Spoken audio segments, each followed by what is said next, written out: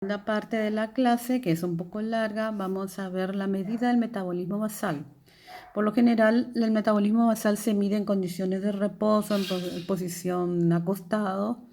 El paciente debe estar relajado, no haciendo ningún movimiento de desplazamiento. Tampoco debe estar dormido, ¿verdad? Porque el metabolismo basal disminuye durante el sueño en un 10%. También debe estar emocionalmente tranquilo, ausencia de ruidos o cualquier otra situación que pueda alterar el estado de reposo del paciente. La temperatura ambiental debe ser de 20 a 25 grados, debe ser agradable, con ropas también ligeras, un ayuno de 12 a 16 horas.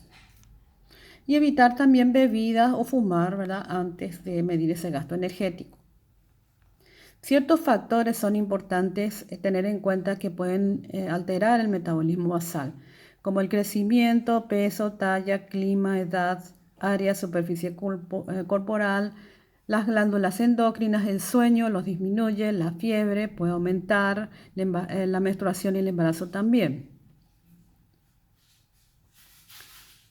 ¿Cuáles son los factores, ciertos factores fisiológicos? Por ejemplo, el tamaño de la superficie corporal también aumenta, ¿verdad?, el metabolismo basal, pero también dependiendo de la cantidad de masa magra. El sexo del varón tiene mayor metabolismo debido a la mayor masa muscular. Un atleta también puede tener así. El gasto energético basal, ¿verdad?, puede aumentar en personas bajas y delgadas también. El clima, climas tropicales. El gasto energético a veces son 5 a 20 veces por ciento mayores que otros templados. Porque también la actividad de las glándulas sudoríparas, el sudor y eso, ¿verdad?, puede aumentar también el metabolismo. El ejercicio expuesto a temperaturas mayores de 30 grados también pueden hacer eso. Y los entornos fríos también depende del aislamiento que tengamos previsto de ropas y eso, porque por lo general el frío disminuye un poquito, ¿verdad?, el metabolismo basal. Dependiendo del clima, el calor, ¿verdad?, puede crear un menor consumo de energía, ¿verdad? Eso depende de la actividad. Y el frío, mayor consumo de energía, dependiendo también del aislamiento que tenemos a nivel de piel, ¿verdad?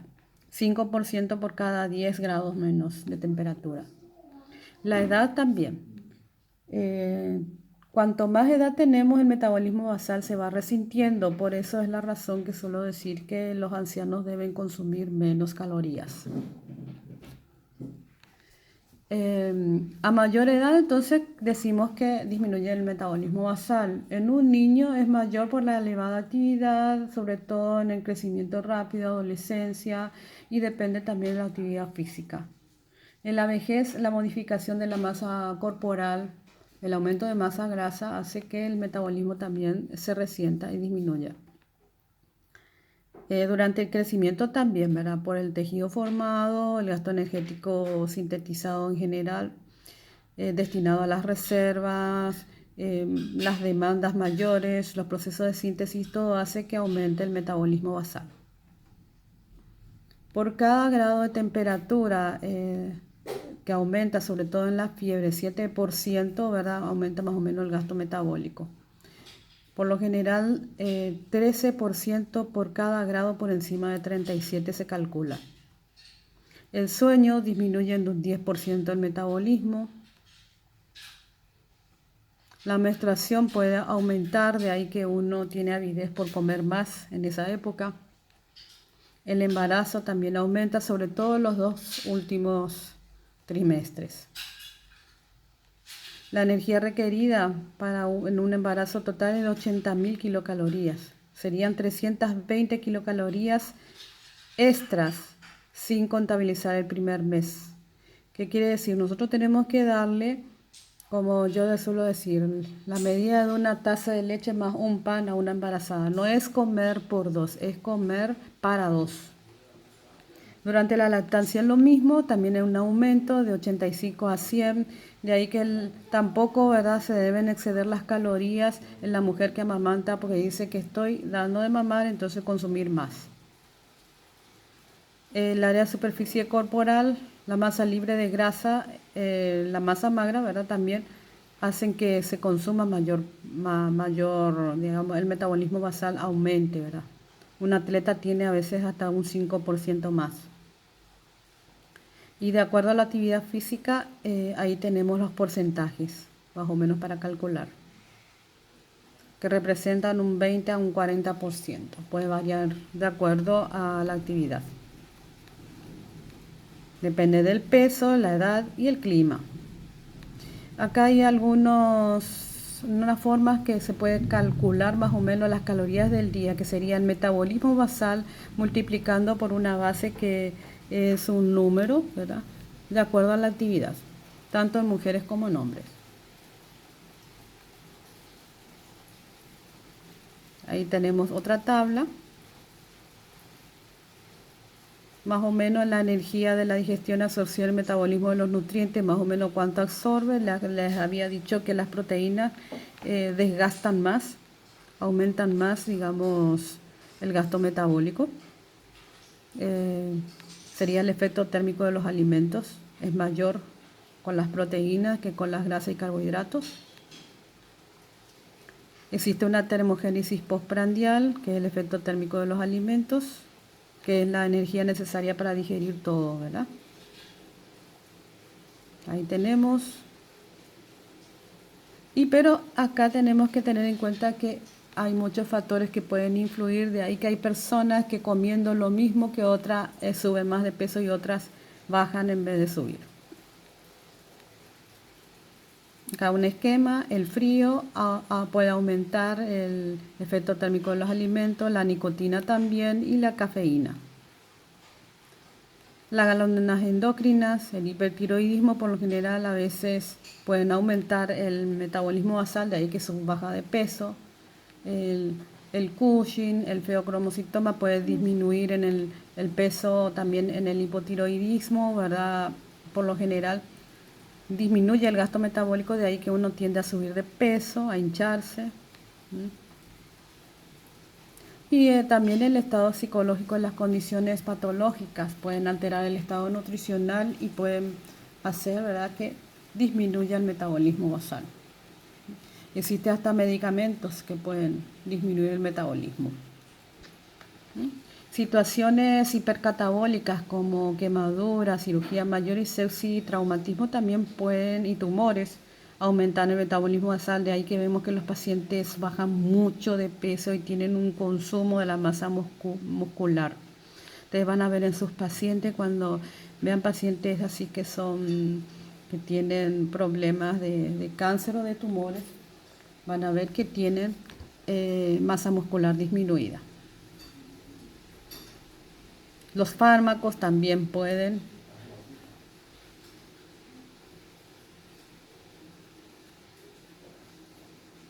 Bueno, voy a hablarles rápidamente de la calorimetría, que es un equipo con el que se mide el gasto de energía. Puede ser directa o indirecta. La directa se hace a nivel experimental en una cámara hermética, ¿verdad? El paciente se queda ahí durante unas horas.